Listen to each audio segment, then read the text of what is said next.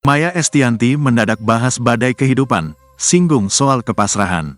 Maya Estianty mendadak tulis pesan soal badai kehidupan.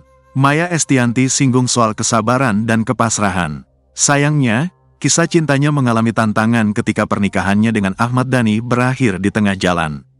Pasalnya, pernikahan Ahmad Dhani dengan Mulan Jameela terjadi tidak lama setelah bercerai dari Maya Estianty. Namun, semua kisah pahit itu selesai setelah Maya Estianty menikah dengan pengusaha kaya raya, Irwan Musri. Meski pernah merasakan pahitnya perceraian, kini Maya Estianty hidup bahagia bersama sang konglomerat.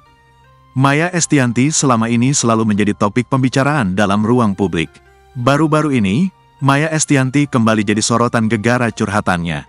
Istri Irwan Musri itu mendadak tulis pesan soal badai kehidupan. Dalam unggahannya, Maya Estianty membagikan potret terbarunya.